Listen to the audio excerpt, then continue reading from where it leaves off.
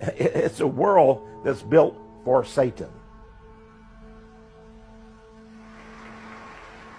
We see a wonderful historic day for the nation, and the Freemasons of the United States of America are most privileged and happy to be able to participate in this momentous event. We are beginning our day, as we do in Freemasonry, with the thought of God. In order to be a Freemason, one must not belong to any particular religion, but he must believe in a supreme being in some form. Senator Thurman, members of Congress, most worshipful Grand Masters, my brother Masons, and my fellow Americans. Today is a most sacred and special occasion for all of us. 200 years ago, beneath this hallowed sanctuary, the Capitol cornerstone was laid by President and then Grand Master of Freemasons, George Washington. The inauguration of George Washington had taken place on April 30th of that year. On the Bible, which is here this morning through the courtesy of St. John's Lodge number 1. This is the same Bible upon which Presidents Clinton, Bush, Carter, and George Washington were inaugurated president. The story of how Washington, D.C. came to be is very interesting. Washington, D.C. was originally farmland.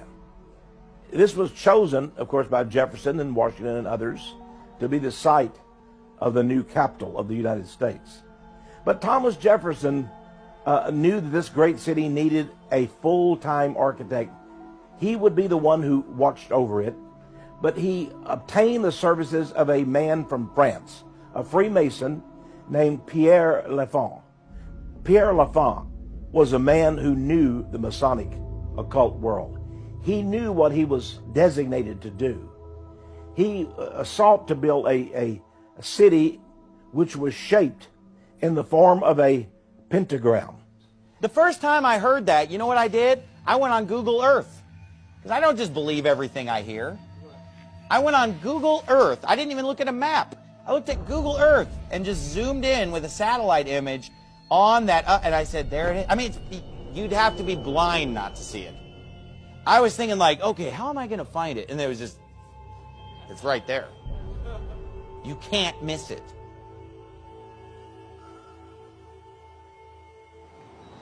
The United States of America has historically been a Christian nation in the sense that most of the people who live here have claimed the name of Jesus Christ.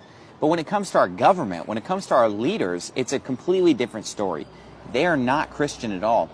All you have to do is just walk around Washington, D.C. The city of Washington, D.C. is loaded with images and idols and obelisks, satanic symbols and stuff like that. Of course, the whole world knows the name Washington, D.C. What does it mean? Well, of course, it's named after George Washington, the general who defeated the English in the American Revolution. Washington, D.C. But there's a D.C., a District of Columbia, after the name of Washington.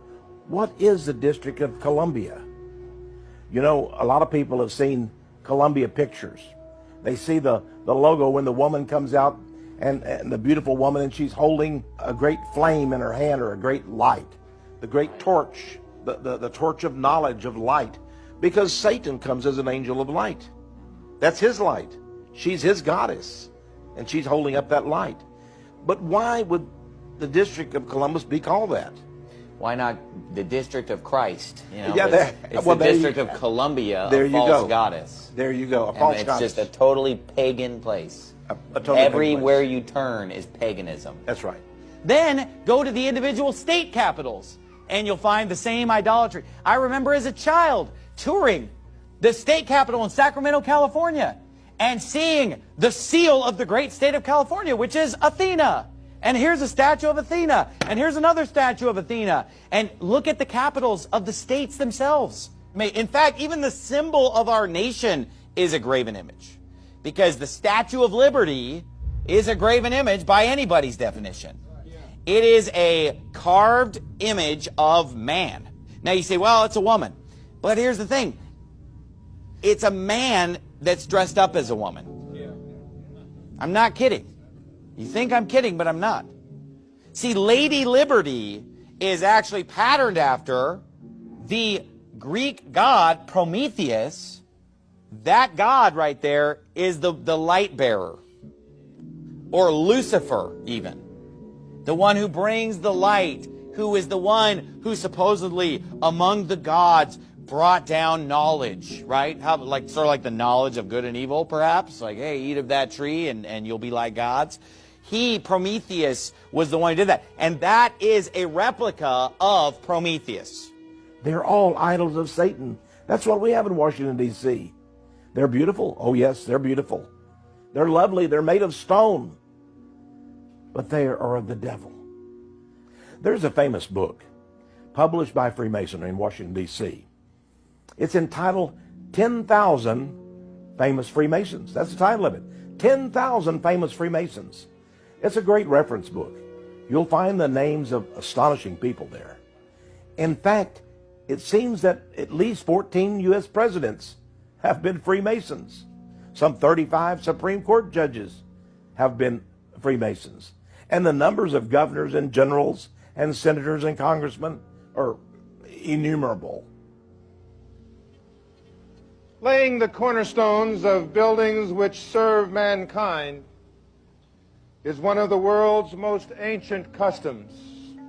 The cornerstones of the President's house, known to us as the White House, the Washington Monument, the Smithsonian, Independence Hall in Philadelphia, incidentally by past Grand Master Benjamin Franklin, and Constitution Hall stand out among many others as outstanding examples of cornerstones which have been laid Masonically. Notice that the obelisk stands in the midst of a great circle. The obelisk is in fact the phallus symbol. The phallus symbol. It's the phallus of the great sun god, the great architect. He is the one who designs the world, and it is his architecture that reigns. You will find an obelisk right before the Vatican in Rome. You will find one in London. You'll find also, of course, throughout Egypt, the obelisk. You'll even go to New York. You can go to Central Park, and you'll see the needle of Cleopatra, so-called. So the occult world has placed these obelisks in the major cities across this globe. But in Washington, D.C. is the primary obelisk. Know all of you who hear me, we proclaim ourselves free and lawful Masons. We are met in open day under the broad canopy of heaven to lay the cornerstone of this building, symbol of freedom to our citizens. May the Lord prosper our handiwork, and may this building continue for centuries as a credit to the nation and a blessing to the citizens thereof. You know, Jefferson not only helped to design, along with L'Enfant, the capital of the United States, but Jefferson also helped to design the Great Seal of the United States. Take out your $1 bill, the most common currency of the United States. There you will see the hidden side of the Great Seal. And there you have a great pyramid, the Egyptian pyramid. And directly above the pyramid is an all-seeing eye, and inside a triangle. That all-seeing eye is the eye of Horus, the son of the sun god. What is America doing with the sign of Osiris and his son Horus and their great pyramid?